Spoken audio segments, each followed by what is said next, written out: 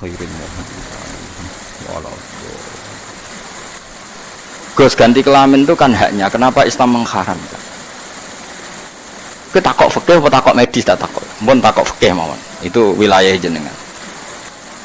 Kalau misalnya di Indonesia kan ada nyata ya, misalnya orang sangka laki jadi wedok ya. Nah, kasus di Indonesia itu.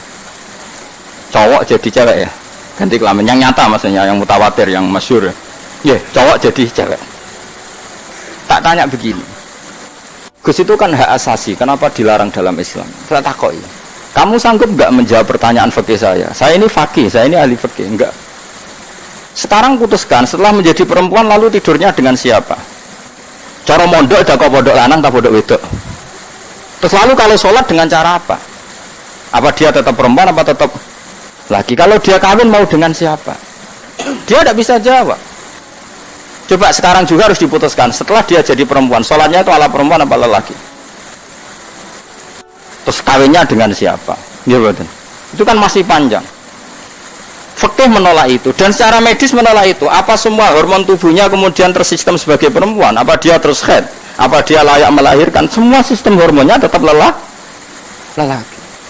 Makanya diantara kritiknya Quran adalah orang yang mengganti asal usul pokok kejadiannya Allah Subhanahu wa ta'ala. Diantara godaan setan fala yughayyirunna khalqallah. Mereka akan merubah-rubah ciptaan aslinya. Apalagi ini ganti apa? Itu yang enggak dipikir, malah cara kula jenengan ojo pokoke percaya mbek wong alim, ini lebih gampang. Orang alim tuh orang paling gampang logika hukumnya sebetulnya. Karena tadi setelah diganti perempuan lalu dia harus berkawan siapa? Ya berkawan perempuan, sholatnya juga perempuan. Berarti kan dirubah semua. Tapi apa betul dia bisa bergaya perempuan dengan sistem kromosom yang dia harus lelaki? Wong tetap rakyat. Cara gregete ya tetap ambek wong wedok. Wong dene aja wong lanang. Apa dijajal ngangkat karung, gayane ngangkat lanang apa wedok? Kan panjang. Mulane kula niku ora cocok mbek wong ra ngalim kecangkeman hukum. Hukum urusan hak asasi mbahmu. Hukum itu ketentuan Allah dan Rasul juga ketentuan medis. Makanya kata Imam Syafi'i ditanya, "Ma huwal ilm? Al ilmu ilmani, al fiqh huwa tib." Kata Imam Syafi'i, ilmu itu dua, fikih dan ilmu kedokteran. Karena ini enggak bisa bohong. Coba misalnya gini, Mustafa itu dioperasi kelamin jadi wedok. Kira-kira jenggote tetap tukul lara kan? Jawab kan? Enggak kira-kira. Tukul. Loh, Mustafa seneng nak ngadili Mustafa. Artinya sistem tubuhnya enggak menerima.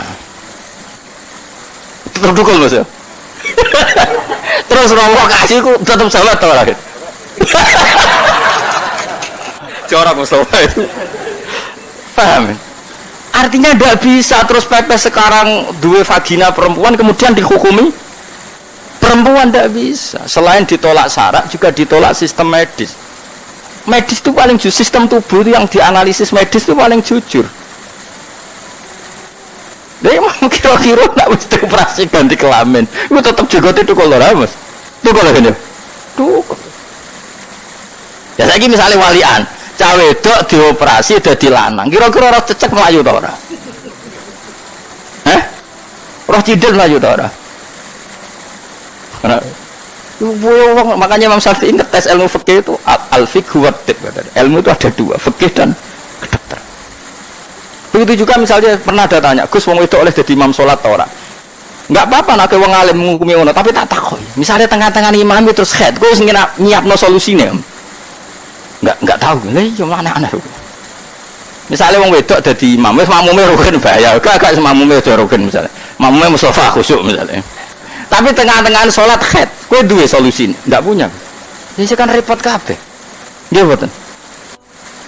Terus lalu solusinya apa? Mereka enggak bisa jawab, padahal potensi itu ada jenenge wong wedok. Makanya sing imami wong lanang ae ben gak batal ning tengah salat karena enggak perlu apa? Enggak perlu hak.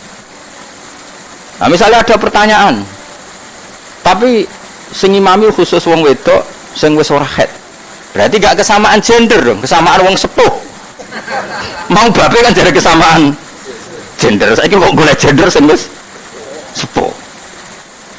Boyo mikir, ngan kula mboten seneng ono fatwa-fatwa hak asasi manusia, ora iso. Tubuh kita ini sudah menolak, tubuh kita ini sesuai fitrah. Misalnya kok ngene lho, majikan niku hak asasinya sama dengan buruh, ya ora iso. Buruh ora majikan wis wedi. Makanya di fikih itu boleh misalnya wong ayu di budak lanang oleh dikon baturi lunga oleh. Kenapa? Wong lanang ilang syahwate karena ketakutan. Iya, misalnya Mustafa itu buruh roh, mangane itu bergantung Sri itu majikane. Kira-kira di sahabat tuh, wedi. Nah sahabat itu buruh elek. Mulane dhisik zaman sistem perbudakan itu ana budak lanang. Kadang ngewangi kerja bose wedok. Mergo lingkito isyahwa wong wedi iku ilang napa? Syahwat. Yes ngono iku pangeran gawe sunnah. Mulane ana wong ayu dadi menteri, dadi dosen. Terus misalnya satpame kok nikah masuk ganteng yo tetep mikir mlungker ya wedi tetep. Kudu sing setara. Iku sunahe pangeran. Ketakutan wong bawah iku delok atasane mesti ketakut. Wong normal iki bayangno wong normal iku soalnya ora normal. Didukono saja repot wong soal ilmu ngene iku repot. Kalau baleni mali Imam Syafi'i pernah ditanya, ilmu itu apa? Al ilmu ilmani napa? Al fiqhu wat tib. Jadi satu ilmu apa? Fikih, dua itu ilmu kedokteran.